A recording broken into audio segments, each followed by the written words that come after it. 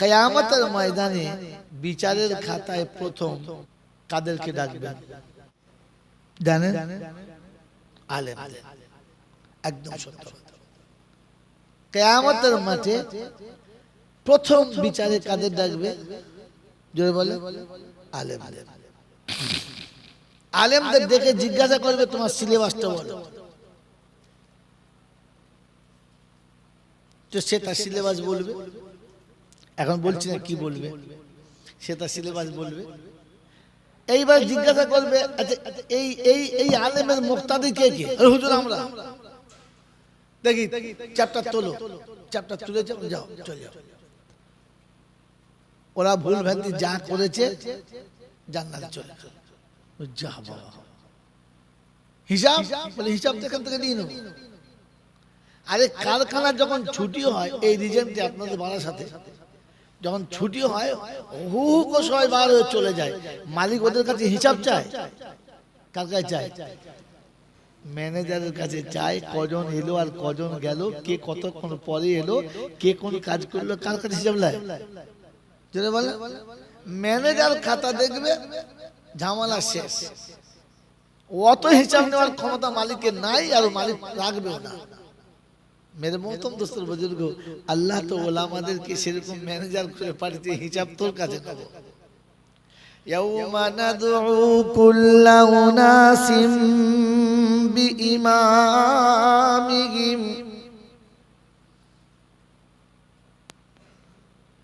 হাসরের যখন ময়দান হবে, বিচারালয় যখন তৈরি হবে, বিশ্ববাসী যখন এক জায়গায় একত্রিত হবে, আমার আল্লাহ পাক শোনাচ্ছে ওই দিন আমি তোমাদের ইমামগুলোকে ডাকবো বিইমামিহিম।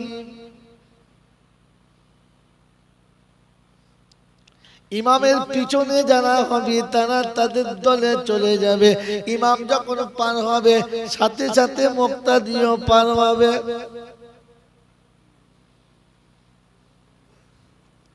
ইমামের সাথে থাকবে ইনশাআল্লাহ। জোরে বলেন ইমামের পিছনে থাকবো, ইমামের পিছনে থাকবো। যত বড় শিক্ষিত হন, মাস্টার হন, ডাক্তার হন, ব্যারিস্টার আর প্রফেসর হন, ইঞ্জিনিয়ার হন আর যাই হন, ইমাম যখন সামনে দাঁড়িয়ে গেছেন, আপনি যখন পিছনে নিয়ত করেছেন ইমাম যেমন উঠবে আপনাকে তেমন উঠতে হবে, যেমন বসবে তেমন আপনাকে বসতে হবে। আপনাকে ইমাম ফলো করে চলতে হবে, ইমামের বাইরে চলা যদি বলেন যাবে না। কিন্তু 40 বছর 60 বছর পার হয়ে গেল, ইমামের দাড়ি গলা থেকে নাভিতে নেমে গেল আর আপনার দাড়ি উপর দিকে খেঁচে উঠে চামড়ার সঙ্গে চেপতে গেল, মুক্তাদি হলো? তুমি ইমামকে ফলো করেছো কোথায়? ইমাম কখনো মাথার টুপিটা খুললে না, খেতে বসেছে মাথায় টুপি দিয়ে, রাস্তায় চলেছে মাথায় টুপি দিয়ে, ওই ইমামকে ফলো করেছো, টুপি কোথায় গেল? ইমাম সারা জীবন পোশাক সুন্নতি পরে দাঁড়িয়েছে, পোশাক সুন্নতি পরে দাঁড়িয়েছে। ইমাম যখন আপনার ইমাম ছিল আর আপনি তাকে ফলো করে জীবন চালালেন, আজও জামাটা কেন খ্রিস্টানের মতো হলো? আজও জামাটা কেন ইহুদি নাসারার মতো হলো? আজও জামাটা কেন বদ্দিনের মতো হলো? কেন সুন্নতি জামাটা হলো না? তুমি ইমামকে ফলো করো, এটাকে ফলো করা। ইমাম যখন যাকে দেখা হলো তখন তাকেই সালাম দিল, যখন যেখানে দেখা হলো তাকে সালাম দিল। তুমি কবে কাকে কবার সালাম দিয়েছো বলো? তুমি তো দেখে দেখে সালাম দাও। মাস্টার সাহেব আসসালামু আলাইকুম, কালিমার ইমাম সাহেব আসসালামু আলাইকুম, আর বাকি যাদের আছে সব মারো ঘুম। আপনার সালাম কই? নিজের বিবি কেউ সালাম দেয় না, মা বাপকে তো দিতে মনই চায় না, ওদের সালাম দিয়ে কিচ্ছু। আরে পৃথিবীর যত হুজুরের হাতে মুসাফা করেছো, জানি না তুমি নেকি পাবে কিনা, জানি না তুমি তাতে আল্লাহকে রাজি করতে পাবে কিনা, কিন্তু সন্তান যখন আব্বাকে সালাম দেয়, মুহাব্বতের নজরে তাকায়, তখন একটা হজের নেকি তার আমলনামাতে লেখা হয়। বেটা যখন বাপের হাত দুটো ধরে নেয়, বাপ যখন বেটার হাত দুটো ধরে নেয়, বাপের মনে হয় এই সে মাসুম হাতটা যেটা আমি হাতে ঘুরিয়ে নিয়ে পায়ে পায়ে ঘুরেছি, আজ আমার বাচ্চা আমার কাছে এসে মুসাফা করেছে। ফেরেশতারা আসমানে খুশিতে তখন মাতোয়ারা হয়ে যায়। আল্লাহ জিজ্ঞাসা করে কি ব্যাপার, কি রে হঠাৎ খুশি জোয়ারের কারণটা কি? বলে ফেরেশতারা বলে রাব্বি আল্লাহ, জমিনের সন্তান বাপের হাত ধরে কত সুন্দর তাসবিহ দানার মতো জুড়ে গেছে। রব্বে জুল জালাল বলে তোরা সাক্ষী থাক, ওই হাতটা ছেড়ে যাওয়ার আগে আগে ওদের জীবনের গুনাহগুলো আমার রহমতের হাওয়া লেগে সব ঝরে গেছে। ও বাবা, কোথায় মুসাফা করছো? হোঁচট খেয়ে ছুটে গিয়ে জড়িয়ে ধরছো।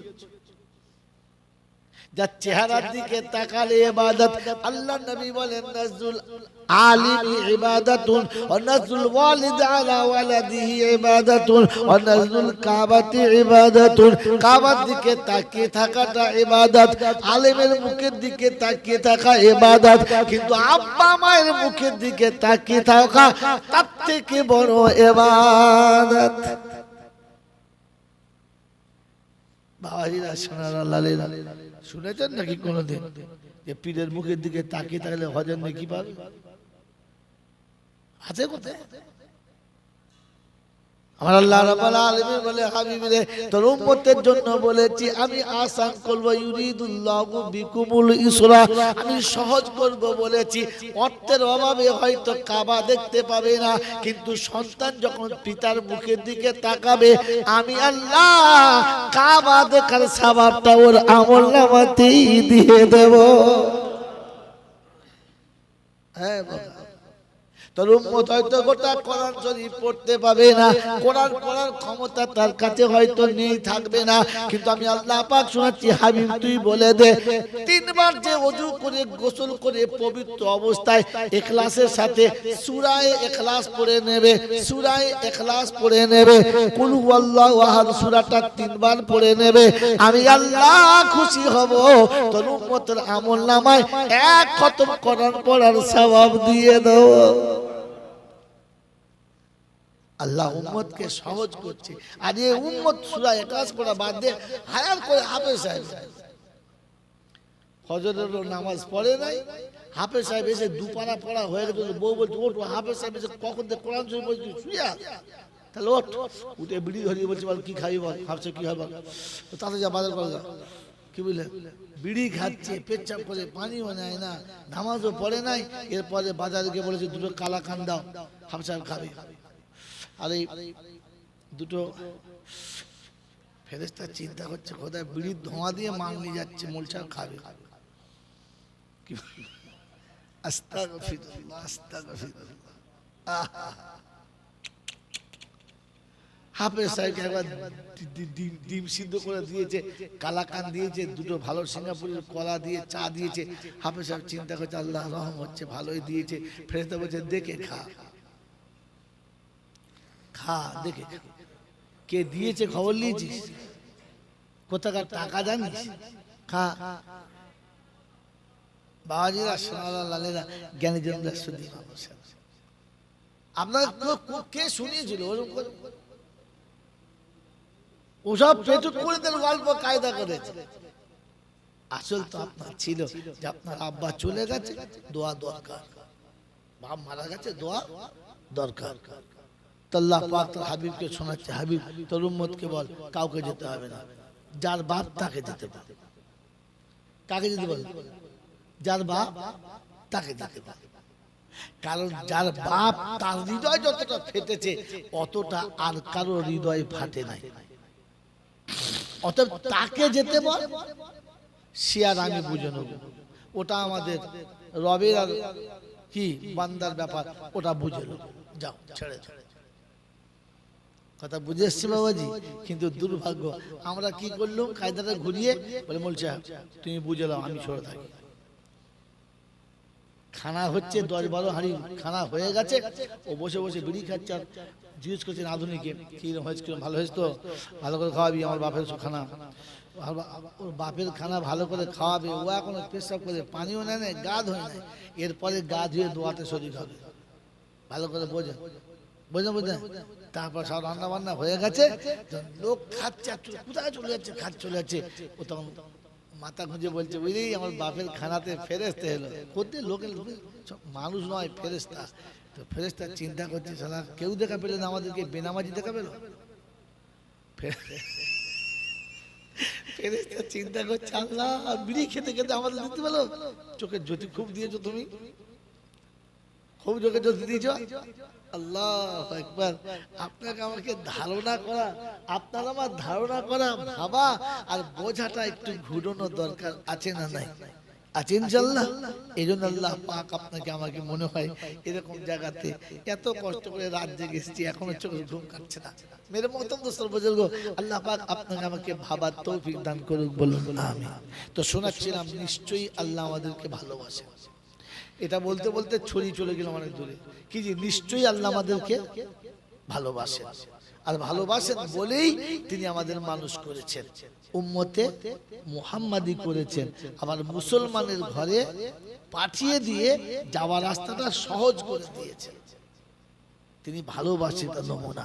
বলেন এই ভালোবাসার প্রতিদান আমাদের দেওয়ার দরকার, হ্যাঁ না না দরকার? তো এই হাবিবকে শোনাচ্ছে, তোর উম্মতকে বল কি চায়, বল কতটা চায়,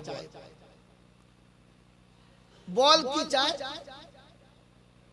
ও যেটা চাইবে আমি দেবো, কিন্তু একটা কন্ডিশন। কি?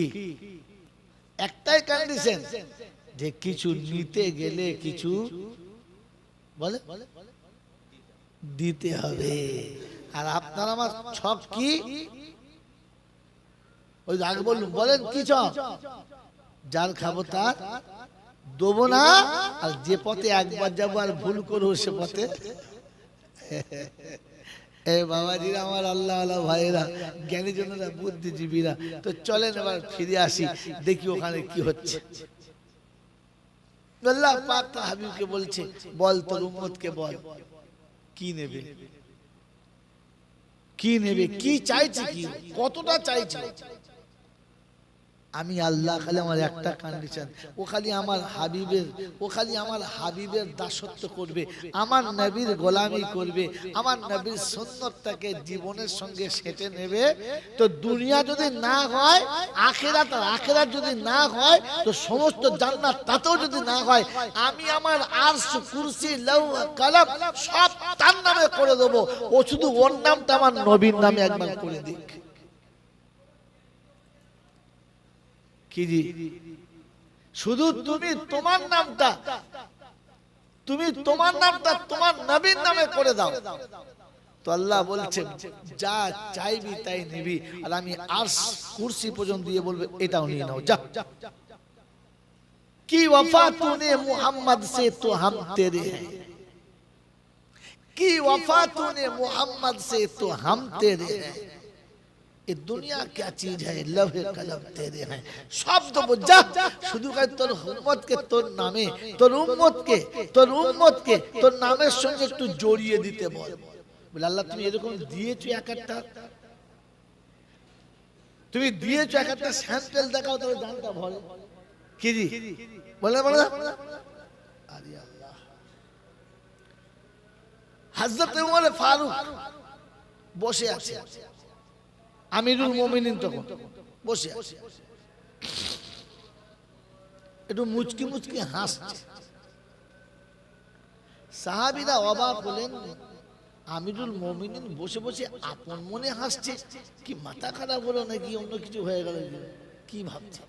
তো সাহাবীরা পাশে বসে আছে। একটা সময় জিজ্ঞাসা করছে আমিরুল মুমিনিন, বেয়াদবি হলে মাফ করে দেবে, বেয়াদবি হলে মাফ করে দেবে। এরকম নীরবে বসে আপন মনে নিজে নিজে হাসছেন, ব্যাপারটা বুঝতে পারলাম না।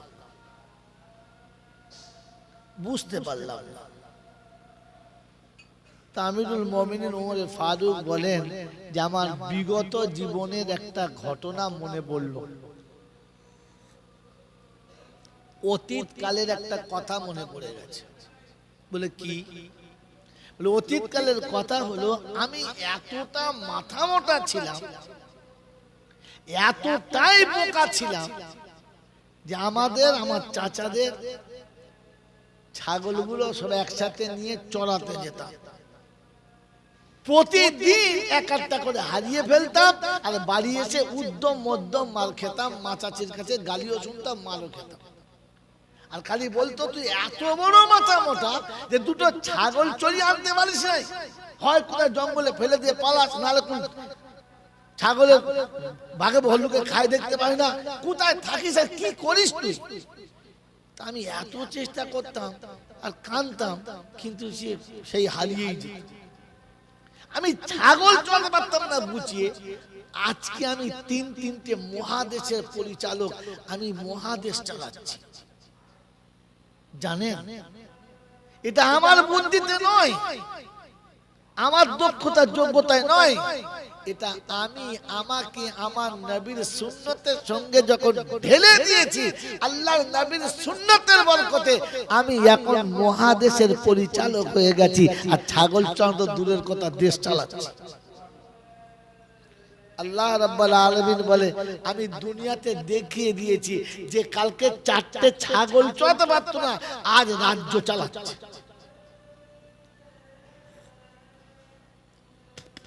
তবেই কবি লিখেছে কি ওয়াফা তুনে মুহাম্মদ সে। ওয়াফাটা কি রকম শোনেন। ফার্স্ট একটা কবিতা বলেছি, মনে রেখে দেবেন, তাহলে ভুলে যাবেন। उल्फत में बराबर है, उल्फत में बराबर है, वफा हो या जफा हो। শব্দটা টেরা শব্দ, মানে আনন্দে সমান সমান দুঃখ পাক আর কষ্ট পাক, তাই হতে পারে? কিন্তু হতে পারে প্রেমিকের আঘাত প্রেমিকার কাছে স্বাদ যুক্ত হয়। জানেন, প্রেমিক করেন না তো কি জানেন? প্রেম করেছেন? হ্যাঁ, কোথায় পড়েছে আল্লাহ জানে।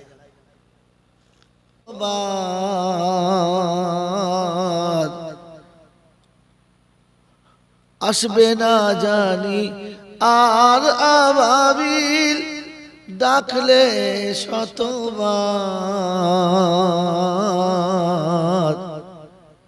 ফিরায় নিও না ও মুখ, আমি গুনহেগার। তরিয়ে নিও মিজান হাসরে, তরিয়ে নিও মিজান হাসরে, দরুদের ওসিলায়।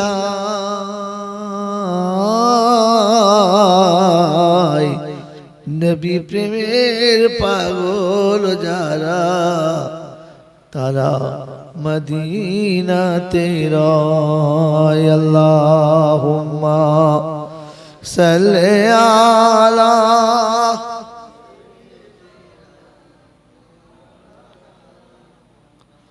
وعلى آل سيدنا مولانا محمد. الحمد لله، الحمد لله نحمده ونستعينه ونستغفره ونؤمن به ونتوكل عليه، ونعوذ بالله من شرور أنفسنا ومن سيئات أعمالنا. من يهده الله فلا مضل له ومن يضلله فلا هادي له. ونشهد أن لا إله إلا الله وحده لا شريك له. ونشهد أن سيدنا ونبينا وشفينا وحبيبنا وسندنا ومرشدنا ومولانا محمدا عبده ورسوله صلى الله تعالى عليه وعلى آله وأصحابه وأزواجه وذرياته وأهل بيته أجمعين. قال الله تبارك وتعالى في كلامه العظيم: بسم الله الرحمن الرحيم. يا أيها الناس اتقوا ربكم واخشوا يوما لا يجزي والد عن ولده ولا مولود هو جاز عن والده شيئا.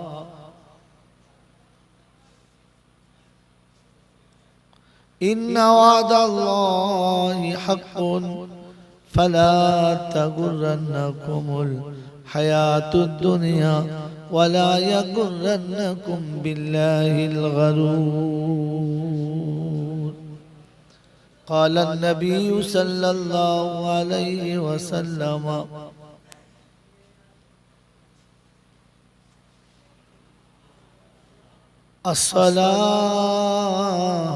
الصلاة قرة عين لي. وقال أيضا: الصلاة معراج المؤمنين. وقال أيضا: الصلاة عماد الدين. أو كما قال عليه الصلاة والتسليم. صدق الله المولانا العظيم وصدق رسوله النبي الكريم، ونحن على ذلك لمن الشاهدين والشاكرين. يا أيها الذين آمنوا صلوا عليه وسلموا تسليما. اللهم صل على محمد وعلى آل محمد كما صليت على إبراهيم وعلى آل إبراهيم إنك حميد مجيد. اللهم بارك على محمد وعلى آل محمد كما باركت على إبراهيم وعلى آل إبراهيم إنك حميد مجيد. بلغ العلا بكماله كشف الدجى بجماله حسنت جميع خصاله.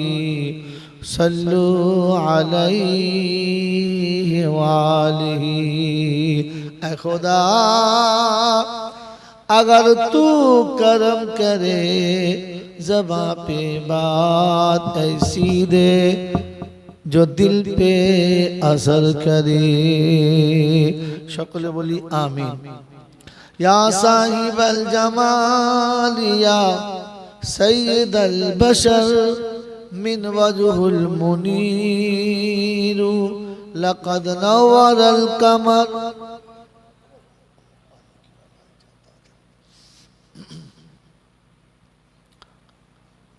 या साहिब الجمال या सैयद البشر من وجه المنير لقد نور القمر لا يمكن الثنايا كما كان حقه بعد خدا بزرگ تو ہی قصہ مختصر. اللهم صل على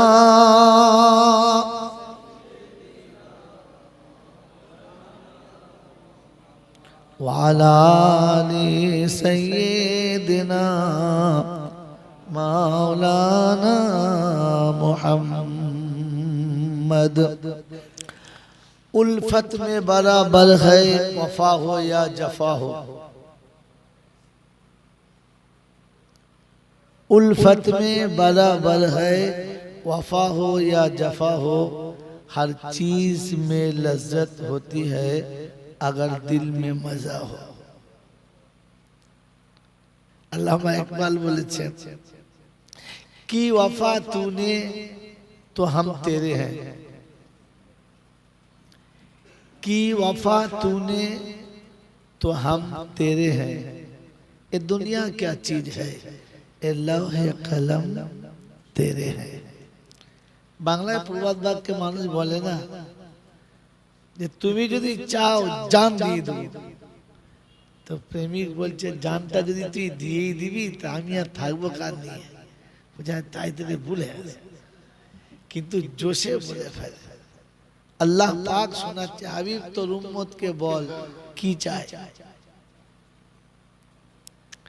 আল্লাহ পাক শোনাচ্ছে হাবিব তোর উম্মতকে বল ও কি চায়, কতটা পেলে খুশি, কতটা। গোটা 12-7টা হলে হবে, শুধু পৌরসভাটুকু হলেই হবে, নাকি গোটা 12-7টাই চাই, নাকি উত্তর 24 পরগনা সবটাই চাই? ও কি পেলে খুশি ওকে জিজ্ঞাসা কর দিন। ও যদি পেতে চায় তো 12-7 নয়, গোটা পশ্চিম বাংলায় দিয়ে দেবো, কিন্তু একটা শর্ত। কি শর্ত? হ্যাঁ বলে না, কি শর্ত? কিছু নিতে গেলে কিছু জোরে বলে দিতে হবে। আর আমাদের নিয়ত কি? যার খাবো তার দেবো না, আর একবার যে পথে গেছি ও পথে আর ভুল করেও যাব না। ধর্মী করতে আমাকে, এইটা তো ঠিক। বুদ্ধিমানের কাজ হলো না, আর কথাটা বা আমলটা ভালো মানুষের আমল না। তোরা কি করছিস খালি ঘন ঘন? সব কথা মিলে না মিলে কথা বোঝেন কি বোঝেন না? যে যার খাবো তার আর দেবো দেবো না, আর একবার যে পথে গেছি ও পথে আর যাবই না। আল্লাহ পাক শোনাচ্ছে হাবিব তোর উম্মতকে বল আমার সঙ্গে ব্যবসা করতে।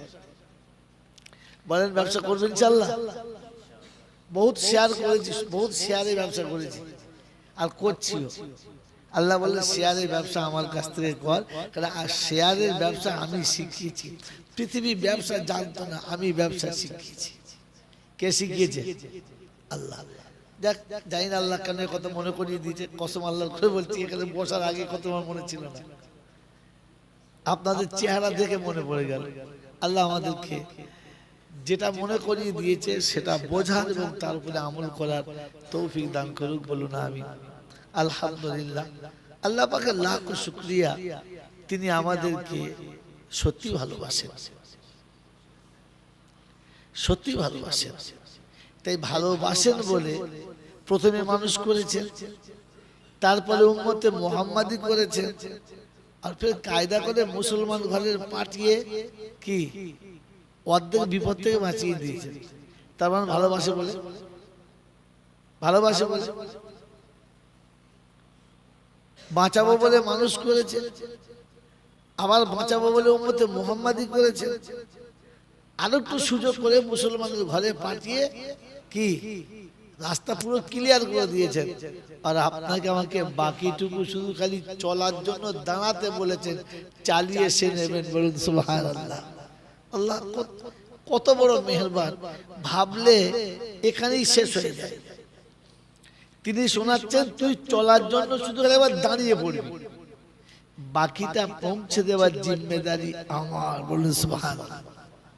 মাসুম বাচ্চা যখন চলার জন্য হাতে পায়ে হামাগুড়ি দিয়ে কোন রকমে দাঁড়িয়ে পড়ে, তখন তার পা তুলে ফেললে সে পড়ে যাবে বা টলছে পড়ে যেতে পারে, তখন তার পা তোলার আগে তার হাতকে ধরে নেয়, তার হাতকে ধরে নেয়, তার অভিভাবক ধরে নেয়, তার বাপ ধরে নেয় যেন বাচ্চাটা পড়ে না যায়, তার মা ধরে নেয় যেন বাচ্চাটা পড়ে না যায়, তার নানা নানি ধরে নেয় যেন নাতিটা পড়ে না যায়, তার দাদু দাদি ধরে নেয় যেন বাচ্চারা পোতাটা পড়ে না যায়। কারণ ও উঠে দাঁড়িয়েছে কষ্ট করে, চলবো বলে, চলতে পারে না, কিন্তু উঠে যখন দাঁড়িয়ে গেছে তখন তার হাতটা অভিভাবক ধরে নেয় আর পা পা করে চালিয়ে নেয়। আর তখন সে তার পায়ে চলে না, এর পায়ে চলে। কার পায়ে চলে? সে নিজের পায়ে চলে না নাতির পায়ে চলে? কার পায়ে চলে বলেন? বলেন। আজীব শীত। পৃথিবীর কোন নানা তার নাতির হাত ধরে নিজের পায়ে চলে?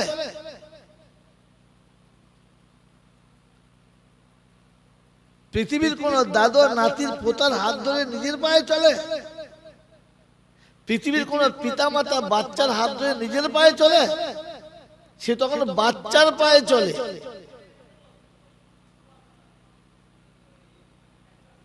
সে তখন ওই বাচ্চার পায়ে চলে। বাচ্চা যেমন চলে তাকে সেরকম চলতে বাধ্য হতে হয়। সে যত বড় জমিদার হোক আর যত বড় কি বলে আপনার বাহাদুরি হোক, তখন সে তার নিজের ইচ্ছায় চলে না, নিজের পায়ে চলে না, তখন বাচ্চার পায়ে পা মিলিয়ে চলে। রব্বে জুল জালাল বলে, তোর পাহালমান পিতা তুই যখন দাঁড়িয়েছিস চলবো বলে, ও বুঝেছে তুই চলতে পারবি না, পড়ে যাবি, তোর হাতটা ধরে নিয়েছে। কারণ সে তোকে ভালোবাসে, তুই পড়ে গেলে তার কষ্ট হবে, তাই হাতটা ধরেছে। সে জানে তাকে চলতে হবে, তোকে চালানোর জন্য সে তোর পায়ে পায়ে পা দিয়ে চলে, তার নিজের পায়ে সে চলে না। কার পায়ে চলে?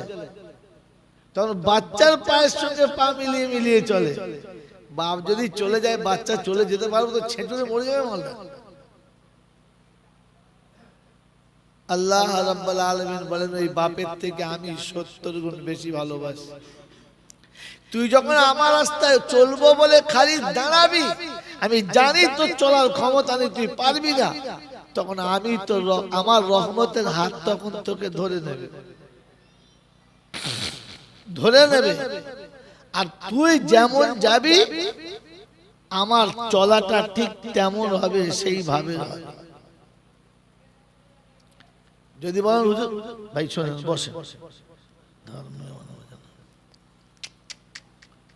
কখনো মজলিসে, কখনো মজলিস, আরে কি আশ্চর্য, কখনো মজলিসে এলে যখন কথা চলবে তখন চুপ করে বসে যাবে। সে যত বড় পীর সাহেব হোক আর ফকির সাহেব হোক, তখন সালামও করবেন না, মোসাফা করতে যাবেন না। এটাতে নেকি নেই, বরং গুনাহ আছে। এ মনে মনে করে মনে হয় খুব ভালো কাজ করছি, কিন্তু আদৌ ভালো কাজ নয়। আপনার এই মোসাফার জন্য দিনই কথা বন্ধ করতে হচ্ছে। এ ভুল আগামীতে করবেন না। আর এটা আমাদের দোষ নেই, আমাদের বুড়োরা এইরকমই ছিল, সব এইসব শিখিয়েছে। তাল নিয়ে তঙ্গল নিয়ে এসে হুজুর সালাম আলাইকুম ঝাঁপিয়ে পড়লো, আর এ মনে করছে মনে হয় বিরাট কিছু করলুম, এদিকে যে বাঁশ গেল ওর খবর। কথা বুঝেছেন? মজলিসের সঙ্গে একজন মানুষ নেমে কোথাও ব্যস্ত আছে, যাবে, এমন মোসাফা লাইন লাগালে ও যেতে পারছে না। আর এই বোকা কথাকার মজলিসের একজন মোসাফা করলে সকলের সমান নেকি পেয়ে যায়। আল্লাহ পাক উম্মতের জন্য মঙ্গল চায়, সহজ রাস্তা চায়। ইন্নাল্লাহা ইউরিদু বিকুমুল ইসরা ওয়া লা ইউরিদু বিকুমুল উসরা। কারোর জন্য কষ্ট চায় না। দেখেন না যারা হজে যায়, কি যে আমরা হজে গেছি না, দু চারজন গেছি না, গেছি না, তো যারা হজে গেছি হাজারে আসওয়াদে চুমো খাওয়া সুন্নাত, হ্যাঁ না? কিন্তু বলা হয় যখন মানুষের ভিড় হয়ে গেছে, আপনার চুমো খেতে গিয়ে যদি আরেকজনের গায়ে জোরে ধাক্কা লেগে যায় তো চুমো খাওয়া যায় নেকি ছিল, তার থেকে বেশি পাপ তোমার ঘাড়ে চলে এলো। এই জন্য বললে বাবা ওই 3 মাইল দূর থেকে হাত তুলে ইশারা করে বলো, জি এসেছি, আসসালামু আলাইকুম। আরে যে পৃথিবী ফ্লাইং কিস শিখেছে, খোদার কসম বলছি ইসলাম থেকে চুরি করে শিখেছে, এটা ইসলাম শিখেছে। আমি তো প্রায় বলি বিশ্বে যত টেকনোলজি আছে ওটা ইসলামের কাছে করে নেওয়া ধার, কি করে নেওয়া ধার। আর মুসলমান না জেনে নিজের ধর্মকে সবার কাছে মেনে নিয়েছে। ওরা চুরি করে সম্রাট, আর এরা নিজের জিনিস হারিয়ে দিয়ে কোদালের বাঁট। কেউ হাত দিতে চায় না। আজ বিশ্ব ফ্লাইং কিস করে না? হ্যাঁ না বলেন? ইসলাম থেকে চুরি করা এটা প্রথম ইসলাম শিখিয়েছে, পৃথিবীর কেউ জানতো না যে দূর থেকে তাকে কিস করা হয়, এটা ইসলাম শিখিয়েছে। আজকে দেখবেন শিক্ষিত সমাজের টপ 10 বলে একটা ইয়ে আছে, অপশন আছে, আছে না? এই টপ 10 ইসলাম থেকে চুরি করা। মাই চ্যালেঞ্জ, যদি কেউ দেখাতে পারে তার আগে ছিল তো সারা জীবনটা তার নামে গোলাম বলে আমি লিখে দেবো, যে তোর ঘরের গোয়ালের আমি রাখা। যদি কেউ দেখাতে পারে ইসলামের আগে কেউ টপ 10 জানতো। তিলকা আশারাতুন কামিলা, এটা কোরআন 1400 বছর নয় 1500 বছর আগে লিখেছে। যেদিন আল্লাহ নবী এসেছে কোরআন সে বলেছে তিলকা আশারাতুন কামিলা, টপ 10 এখান থেকে চুরি করা। কি যে আপনারা কার সাথে কাকে মেলানা জানেন না। এজন্য বারহা বলি ওলামাদের সাথে থাকেন, ওলামাদের সাথে থাকেন, হাতে রাখবেন না তাহলে বিপদ। এখন তো মৌলবি কথা বললে বুঝে বলতে হবে, কমিটির লোক কি বলে কি জানি, কি বলবো বলুন, ওরা যা বলে ও তাই। মসজিদের ইমাম জুম্মার দিনে মেম্বার উঠে খালি গলা ঝাড়ে আর মোতালের দিকে তাকায়, কোন দিকটা বলবো, বলছে আমাদের বাড়িতে বাদ দিয়ে বলবি, ঠিক আছে।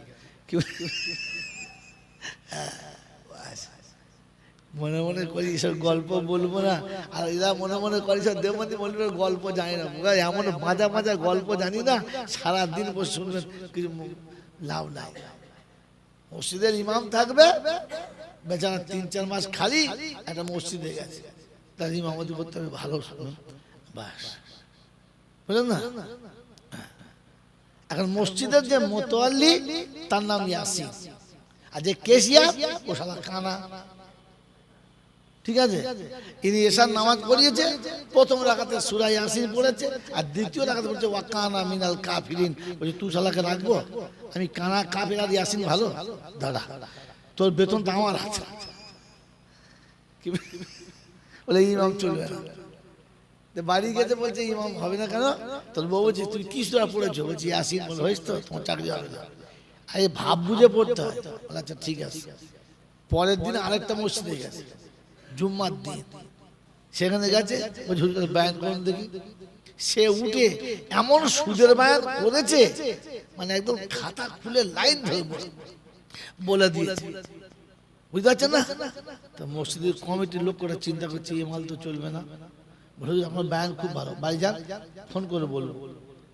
চলে যাওয়ার পরে ফোন করে বলেছে হুজুর ও বায়ান এখানে চলবে না, আপনার ইমামতিও হবে না। তো চিন্তা করছে সুদের বায়ান করবো না, তাহলে করবো না।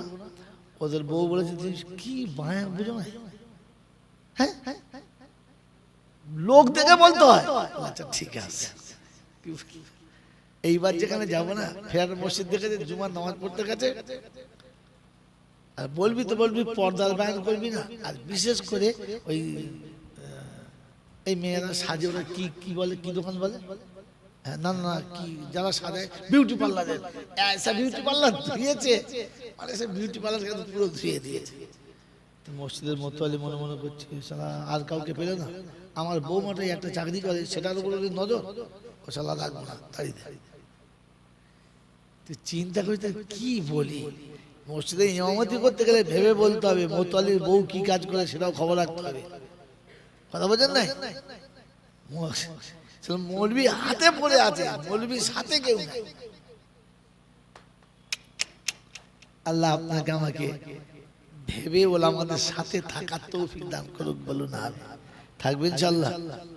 বিপদ আছে কিন্তু, ওলামাদের সাথে থাকবো, কথা বলা আর হ্যাঁ বলে না ইনশাআল্লাহ। তার মানে বুঝতে পেরেছি এবারে তো খাতা অন্যদিকে চলে যাচ্ছে। সেজন্য মেরে মহতম দোস্তর বুজুর্গ আল্লাহ ভাইরা, জ্ঞানের জন্য বুদ্ধিজীবীরা, আচ্ছা আপনাদেরকে রাগালে চটিয়ে দিলে, আপনাদের মনক্ষুণ্ণ করলে আমার লাভ না লস? আমার লস। আর ডাকবে না, ভালো মন্দ খেতেও পাবো না, আর ও পাবো না। তার মানে আপনাদের মন জয় করলে তো আমার লাভ, হ্যাঁ না বলেন না?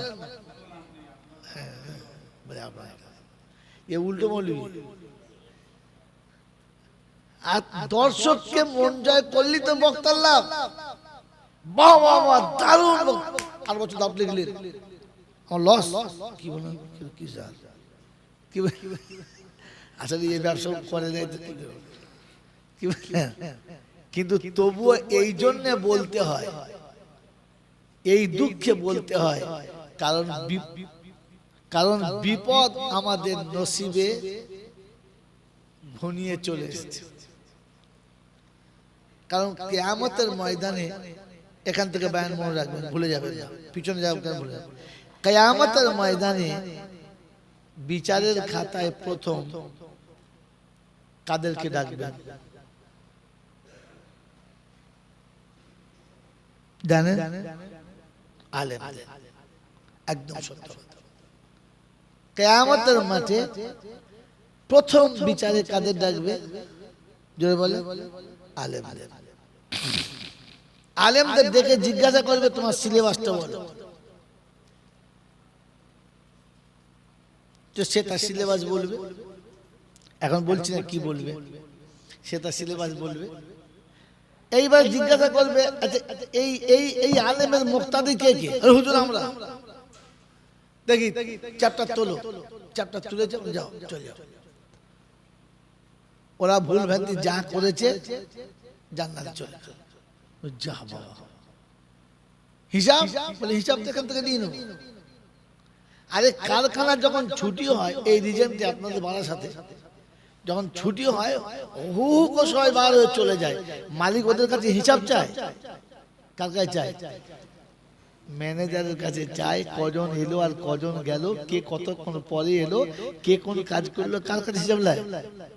যেটা বলে ম্যানেজার খাতা দেখবে, ঝামেলা শেষ। অত হিসাব নেওয়ার ক্ষমতা মালিকের নাই, আর মালিক রাখবেও না। মেরে মোহতম দোস্তর বুজুর্গ, আল্লাহ তো ওলামাদেরকে সেরকম ম্যানেজার করে পাঠিয়ে হিসাব তোর কাছে নেব। ইয়াউমা নাদউ কুল্লা উনাসিম বিইমামিহিম।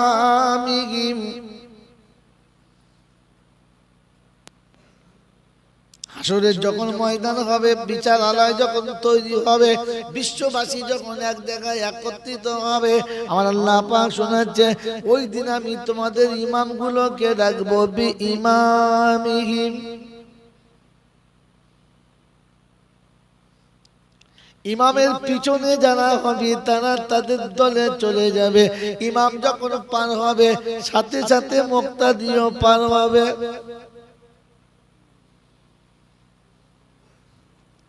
ইমামের সাথে থাকবে ইনশাআল্লাহ। জোরে বলেন, ইমামের পিছনে থাকবো,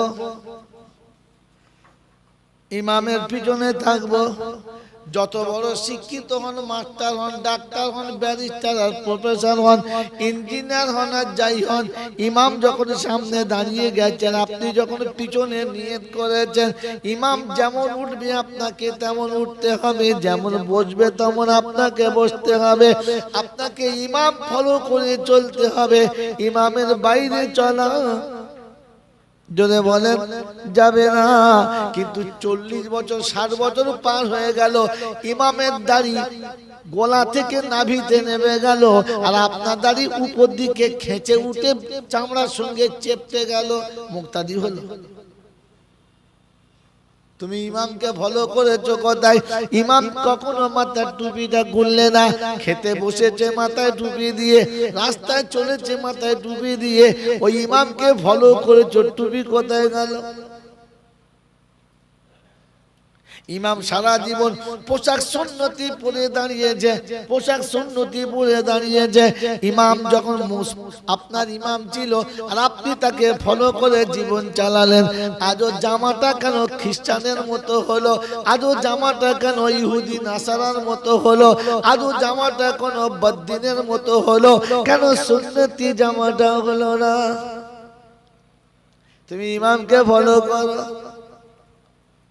এটাকে ফলো করা। ইমাম যখন যাকে দেখা হলো তখন তাকে সালাম দিল, যখন যেখানে দেখা হলো তাকে সালাম দিল। তুমি কবে কাকে কয়বার সালাম দিয়েছো বলো? তুমি তো দেখে দেখে সালাম দাও। মাস্টার সাহেব আসসালামু আলাইকুম, কাজীপাড়ার ইমাম সাহেব আসসালামু আলাইকুম, আর বাকি যারা আছে সব মারো ঘুম। আমরা সালাম কই, নিজের বিবি কেউ সালাম দেয় না, মা বাপকে তো দিতে মনই চায় না, ওদের সালাম দিয়ে কিচ্ছু।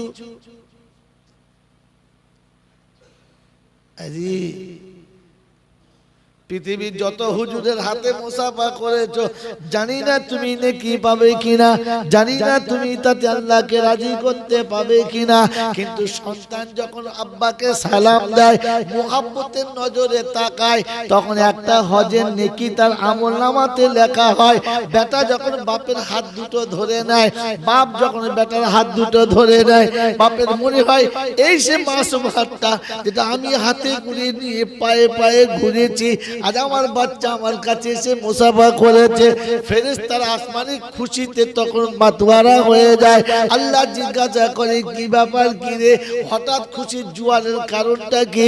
বলে ফেরেশতারা বলে রাব্বি আল্লাহ, জমিনের সন্তান বাপের হাত ধরে কত সুন্দর তাসবিহ দানার মতো জুড়ে গেছে। রব্বে জুল জালাল বলে তোরা সাক্ষী থাক, ওই হাতটা ছেড়ে যাওয়ার আগে আগে ওদের জীবনের গুনাহগুলো আমার রহমতের হাওয়া লেগে সব ঝরে গেছে। ও বাবা, কোথায় মুসাফা করছো? হোঁচট খেয়ে ছুটে গিয়ে জড়িয়ে ধরছো। যার চেহারার দিকে তাকালে ইবাদত।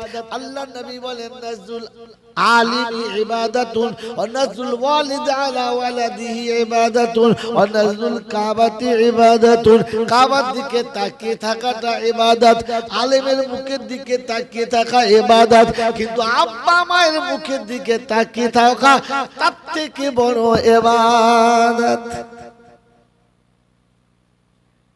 বাবাজিরা সোনারা লালেরা, শুনেছেন নাকি কোনোদিন যে পীরের মুখের দিকে তাকিয়ে থাকলে হজের নেকি পাবে?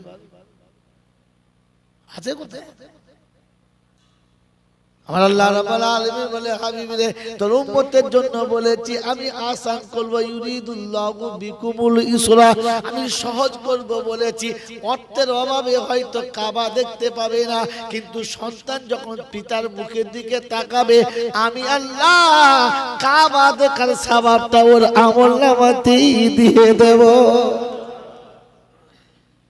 হ্যাঁ বাবা, তোর উম্মত হয়তো গোটা কোরআন শরীফ পড়তে পাবে না, কোরআন পড়ার ক্ষমতা তার কাছে হয়তো নেই, থাকবে না, কিন্তু আমি আল্লাহ পাক শোনাচ্ছি হাবিব তুই বলে দে তিনবার যে ওযু করে গোসল করে পবিত্র অবস্থায় ইখলাসের সাথে সূরা ইখলাস পড়ে নেবে, সূরা ইখলাস পড়ে নেবে, কুল হুয়াল্লাহু আহাদ সূরাটা তিনবার পড়ে নেবে, আমি আল্লাহ খুশি হব, তোর উম্মতের আমলনামায় এক খতম কোরআন পড়ার সওয়াব দিয়ে দেব।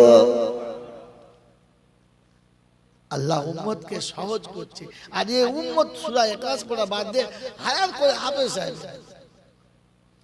ফজরের নামাজ পড়ে নাই, হাফেজ সাহেব এসে দুপারা পড়া হয়ে গেছে, বউ বলছে ওঠ, হাফেজ সাহেব এসে কখন থেকে কোরআন শরীফ বলছে শুয়ে আছ, তাহলে ওঠ, উঠে বিড়ি ধরিয়ে বলছে বল কি খাবি বল, হাফেজ কি হয় বল, তাতে যা বাজার করে যা, কি বুঝলে বিড়ি খাচ্ছে, পেচ্ছাপ করে, পানিও নেয় না, নামাজও পড়ে নাই, এরপরে বাজারে গিয়ে বলেছে দুটো কালাকান দাও, হাফেজ সাহেব খাবে। আর এই দুটো ফেরেশতা চিন্তা করছে খোদায় বিড়ির ধোঁয়া দিয়ে মান নিয়ে যাচ্ছে, মোলসা খাবে। আস্তাগফিরুল্লাহ আস্তাগফিরুল্লাহ। হাফেজ সাহেব একবার ডিম সিদ্ধ করে দিয়েছে, কালাকান দিয়েছে, দুটো ভালো সিঙ্গাপুরের কলা দিয়ে চা দিয়েছে। হাফেজ সাহেব চিন্তা করছে আল্লাহ রহম হচ্ছে, ভালোই দিয়েছে। ফেরেশতা বলছে দেখে খা,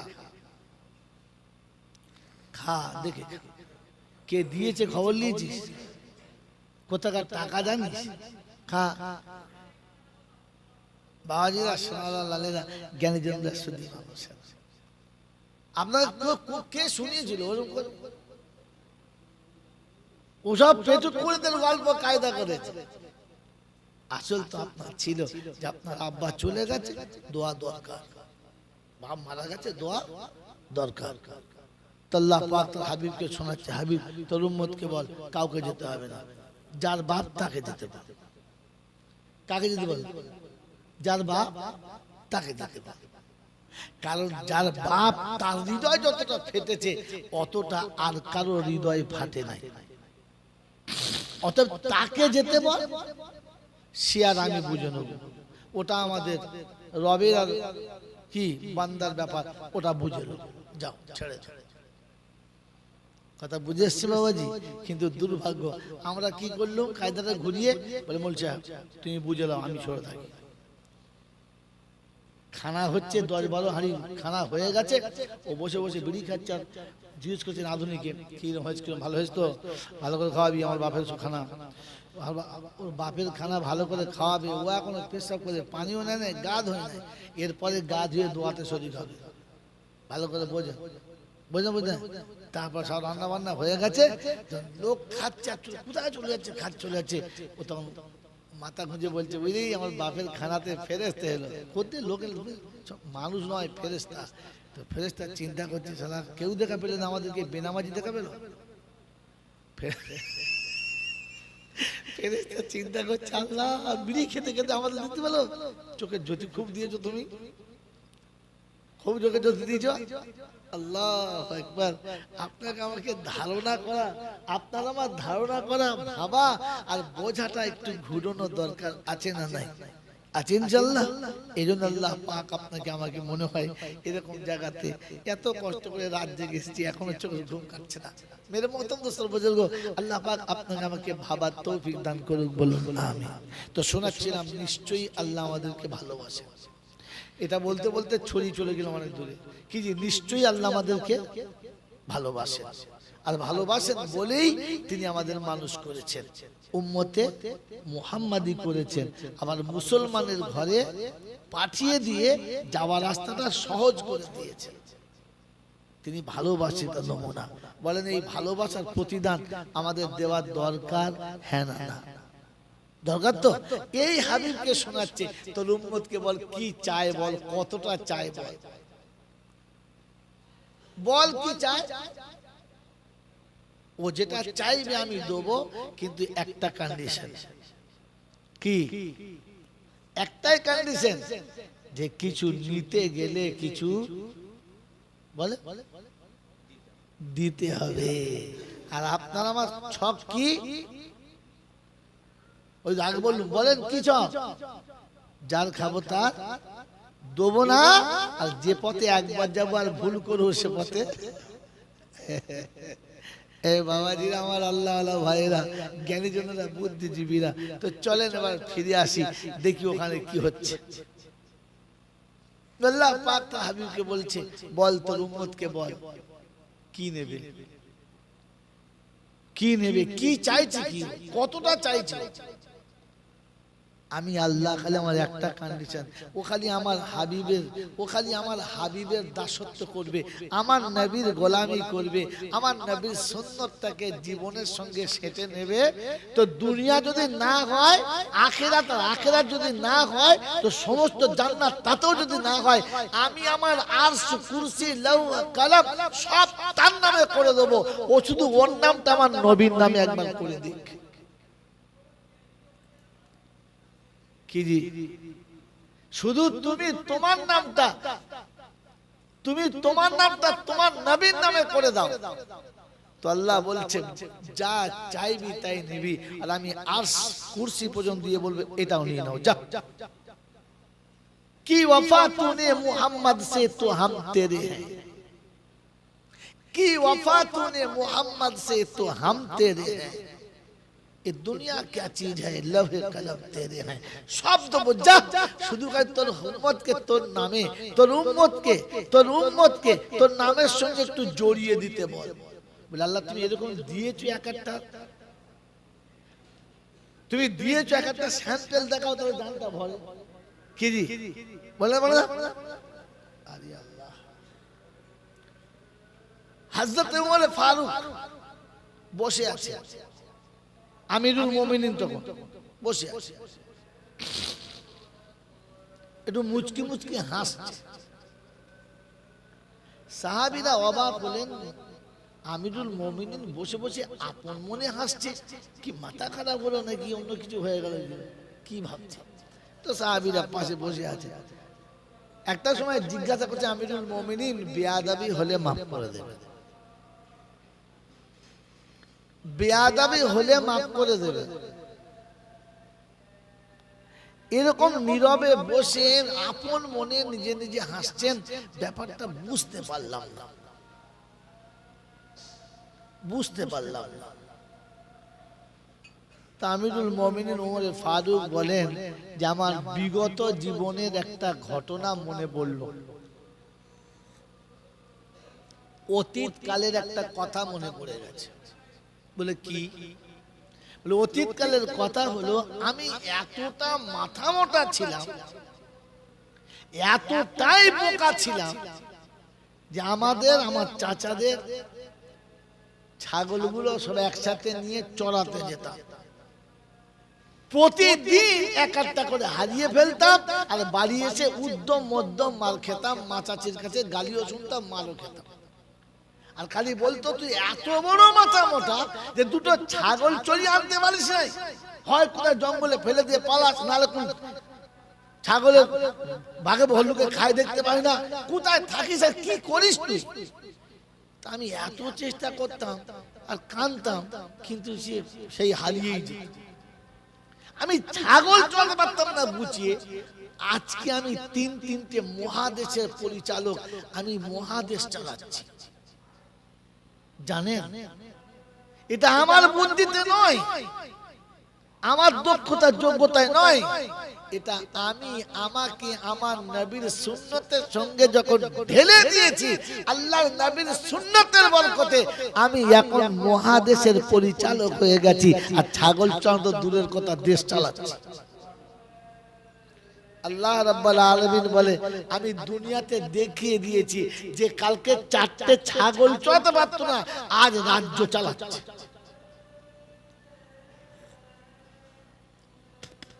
তবেই কবি লিখেছে কি ওয়াফা তুনে মুহাম্মদ সে। ওয়াফাটা কি রকম শোনেন। ফার্স্ট একটা কবিতা বলেছি, মনে রেখে দেবেন, তাহলে ভুলে যাবেন। उल्फत में बराबर है, उल्फत में बराबर है, ওয়াফা হো ইয়া জাফা হো।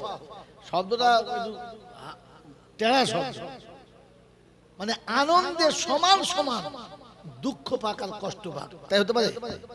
কিন্তু হতে পারে প্রেমিকের আঘাত প্রেমিকার কাছে স্বাদ যুক্ত হয়। জানেন, প্রেমিক করেন না তো কি জানেন? প্রেম করেছেন? হ্যাঁ, কোথায় পড়েছে আল্লাহ জানে।